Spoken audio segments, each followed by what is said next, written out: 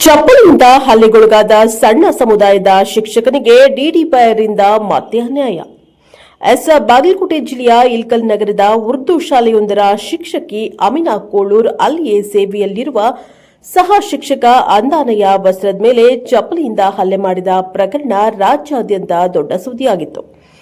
ಈ ಪ್ರಕರಣದಲ್ಲಿ ಕೆಲವು ಅಧಿಕಾರಿಗಳು ತನಿಖೆಯ ದಿಕ್ಕನ್ನ ಬದಲಿಸುವ ಹುನ್ನಾರ ನಡೆಸಿದರೂ ಸಹ ಶಾಲೆಯಲ್ಲಿನ ಪ್ರತ್ಯಕ್ಷದರ್ಶಿಗಳ ಸಾಕ್ಷಿಯಿಂದ ಶಿಕ್ಷಣ ಇಲಾಖೆಯ ತನಿಖೆಯಲ್ಲಿ ಅಮಿನಾ ಕೋಳೂರ್ ಅವರ ತಪ್ಪು ಕಂಡುಬಂದು ಹಲವು ಹೋರಾಟದ ನಂತರ ಅಮಿನಾ ಕೋಳೂರ್ ಅವರನ್ನ ಅಮಾನತು ಮಾಡಲಾಗಿತ್ತು.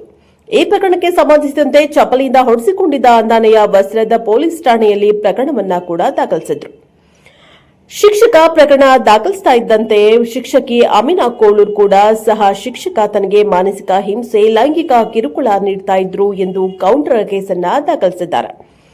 ಪೊಲೀಸರು ತನಿಖೆ ನಡೆಸುತ್ತಿರುವಾಗಲೇ ಒಂದು ತಿಂಗಳ ನಂತರ ಹುನಗುಂದ ಬಿಇಒ ಜಾಸ್ಮಿನ್ ಕಿಲ್ಲೆದಾರ್ ಸ್ವಜಾತಿ ಪ್ರೇಮದಿಂದ ಶಿಕ್ಷಕ ಅಂದಾನಯ್ಯ ವಸ್ತ್ರದವರ ಮೇಲೆ ತನಿಖೆ ಮಾಡಲು ವಿನೋದ್ ಕುಮಾರ್ ಭೋವಿ ಎಂಬ ಸಿಬ್ಬಂದಿಯನ್ನ ಡಿಡಿಪಿಐ ಕಚೇರಿ ನೇಮಿಸಿತ್ತು. ನಂತರ ಅವರು ಸಲ್ಲಿಸಿದ ವರದಿಯನ್ನ ಬಿಇಒ ತಿರುಚಿ ಅನ್ಯಾಯಕ್ಕೊಳಗಾದ ಶಿಕ್ಷಕನನ್ನ ಅಮಾನತು ಕ್ರಮಕ್ಕೆ ಶಿಫಾರಸು ಮಾಡಿರುವುದು ಅನೇಕ ಅನುಮಾನಗಳನ್ನು ಹುಟ್ಟುಹಾಕಿದೆ.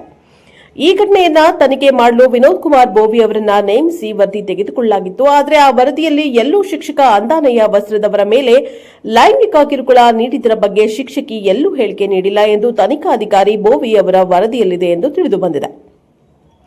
ಇತ್ತ ಶಿಫಾರಸು ಮಾಡಿದ ಹುನಗುಂದ ಬಿಇಒ ಜಾಸ್ಮಿನ್ ಕಿಲ್ಲೆದಾರ್ ಕೂಡ ಲೈಂಗಿಕ ಕಿರುಕುಳದ ಬಗ್ಗೆ ನಾವು ಎಲ್ಲೂ ಉಲ್ಲೇಖಿಸಿಲ್ಲ ಹಾಗೂ ತನಿಖಾಧಿಕಾರಿಗಳ ವರದಿಯಲ್ಲೂ ಇಲ್ಲ ಎಂದು ಹೇಳಿಕೆಯನ್ನ ನೀಡಿದೆ. ಅಲ್ಲದೆ ಲೈಂಗಿಕ ಕಿರುಕುಳದ ಆರೋಪಕ್ಕೂ ಶಿಕ್ಷಕ ಅಂದಾನಯ್ಯ ಅಮಾನತಿಗೂ ಸಂಬಂಧವಿಲ್ಲ. ಒಪ್ಪಿಕೊಳ್ಳುವ ಬಿಇಒ ಜಾಸ್ಮಿನ್ ಕಿಲ್ಲೆದಾರ್ ಮತ್ತು ಡಿಡಿಪಿ ಅಮಾನತು ಮಾಡಿದ ಇಬ್ಬರನ್ನ ಕೂಡಿಸಿ ಕಾಂಪ್ರಮೈಸ್ ಮಾಡಿಸೋಕೆ ಪಿತೂರಿ ಮಾಡಿದ್ರಾ ಎಂಬ ಶಂಕೆ ಸಾರ್ವಜನಿಕರಲ್ಲಿ ಯಕ್ಷ ಪ್ರಶ್ನೆಯಾಗಿ ಕಾಡ್ತಾ ಇದೆ. Bureau report Arun Kumar Muchkandi Bhat, Praja Power TV, Bagalkot.